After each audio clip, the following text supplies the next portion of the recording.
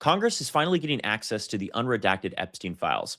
As long as it's in a locked room with no phones, no staff, no notes of the previous redacted files to compare them with the unredacted, and only a small sliver of the actual archive. If this is what transparency is, then why does it seem like there's such a large push to keep everything hidden from congressional members who are supposed to represent the American people? I brought on Cam, a correspondent with Courier, to go over some more details of the story, as well as share his testimony talking with actual representatives who have seen these unredacted files. Cam, how you doing this morning? Yeah, thanks for having me on. Glad to talk to you here. And then if people want to catch me later this week, I'll be at the State of the Swamp rebuttal hosted by Defiance. It's during the State of the Union when Trump speaks on Tuesday. You can check it out. It'll be live streaming at defiance.org.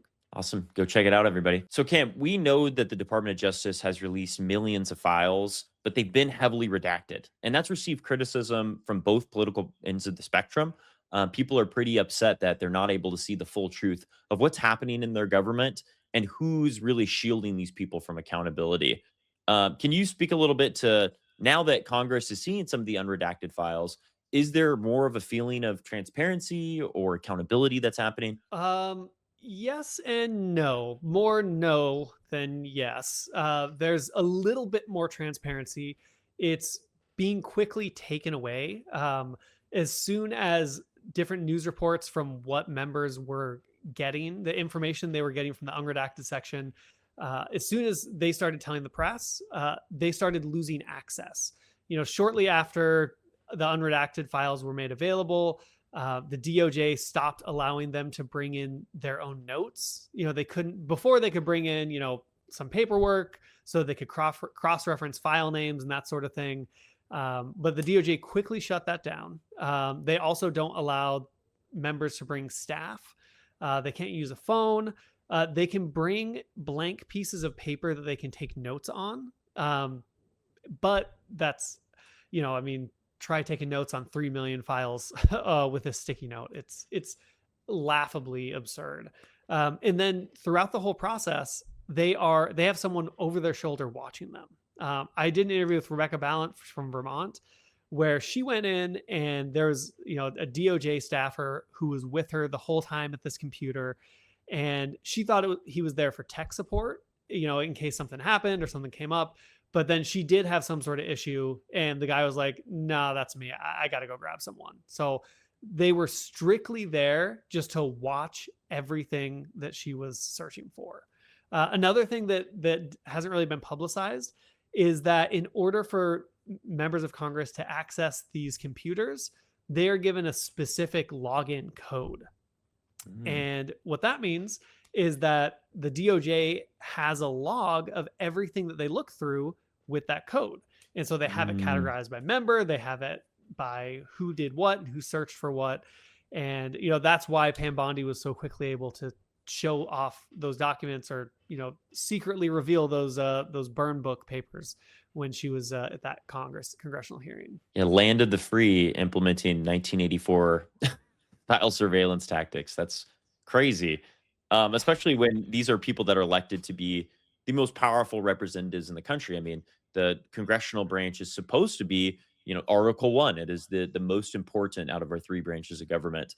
And we're limiting their access to documents that have been published by Congress to be transparent. Like, I'm trying to connect all the dots here. None of it's really making sense. Not only are there heavy confinements on how Congress is able to look at these documents, but they're also under time restrictions, if I'm not mistaken, right?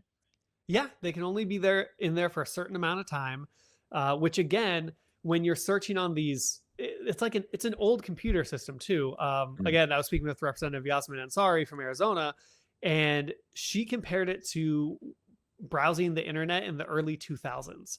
I don't think these computers have tabs. Every time you click on something, a new pop-up opens up. Oh my god. It's archaic. And so, you can't take notes. You can't save anything.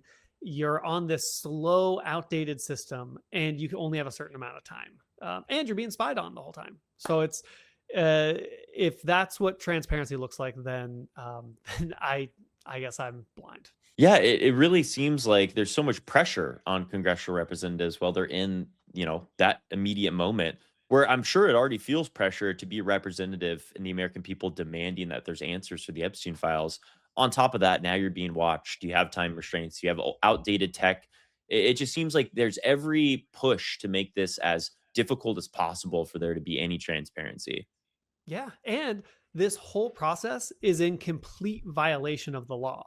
In the Mm, Epstein Files Transparency Act, it demands that Congress be given a list of all of the unredactions and a justification for why that was redacted. It doesn't say, you have to provide, they were supposed to receive it.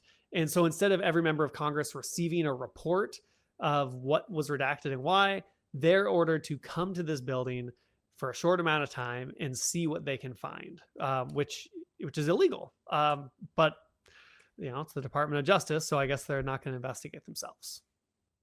Yeah, I've never heard, and maybe you can shed more light on this, congressional staff being blocked from aiding their representative. Like Congress oversees massive agencies with large amounts of staff for a reason. It's to make them as efficient as possible with, listing what their priorities are. And so what does it say about the decision to block staff from helping review these documents?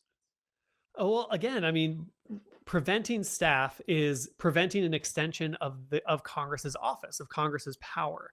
In every other investigation, the Senate is doing a financial investigation into Jeffrey Epstein, for example.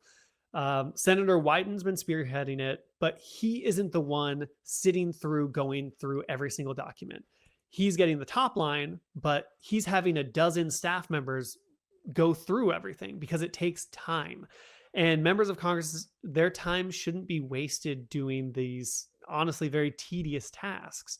They're supposed to be representing the people. Even when the Biden administration gave Wyden's committee access to Treasury documents a few years back, he was allowed to send staff to the Treasury. And these were equally highly sensitive classified documents that contain trade secrets from the banks that allowed Epstein's operation to continue. They were allowed to send staff there. And so it's not a question of capability or permission or being able to view these documents, because these staff have those requirements. They meet those security clearances. It's purely to make it as difficult as possible to find what is actually in these files. And like I said earlier, once the DOJ realized that members of Congress were still finding things, they started to make it harder. They made it more difficult to access. They added more restrictions. And what happened with Bondi in that hearing, it's starting to look like it was less of a dumb mistake for her to show off that page of Representative Jayapal's searches while she was in the unredacted section. But it seems like it was sending a message to Congress that Mm, they are monitoring what they're doing and they're not afraid to use their searches against them. mm.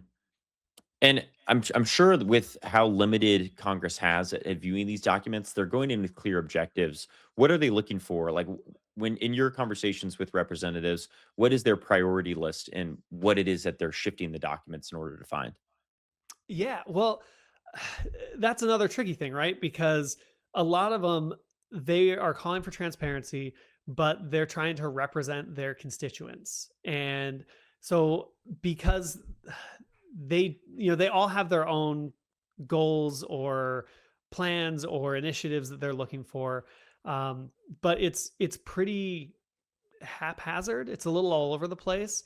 A lot of it is people trying to find things that can protect the victims or give them grounds to prosecute someone.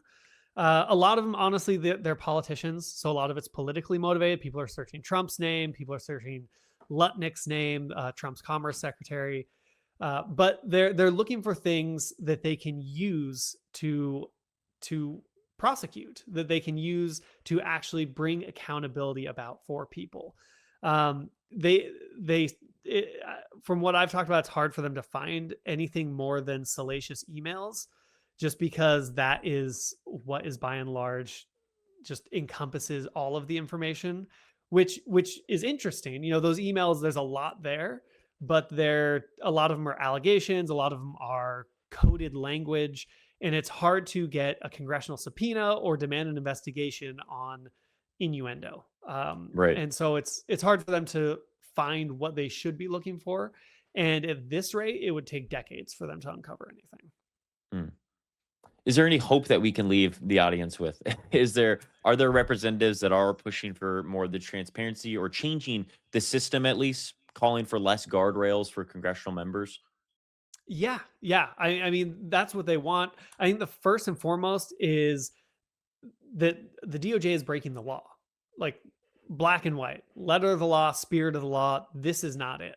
And Right. so holding the Department of Justice accountable, subpoenaing or impeaching not just Pam Bondi, but Todd Blanche, her deputy attorney who is actually running this investigation cover up.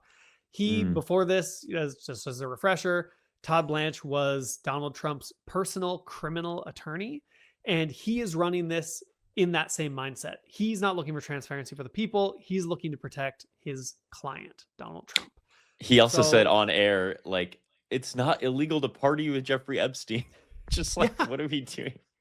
yeah, like that is not someone who is working as a lawyer for the people, Right. because the people don't want that, and we see that in other countries. There's accountability where monarchies are being taken down. So I guess long answer short, the best way is to put pressure on your members of Congress. One, to hold the Department of Justice accountable, and two, I'm encouraging people to send their representatives files to search for. Mm. They're only looking for what they know about. So if you send your member of Congress something's like, hey, this looks illegal. Can you check this in the unredacted files? Make sure it's supposed to be redacted.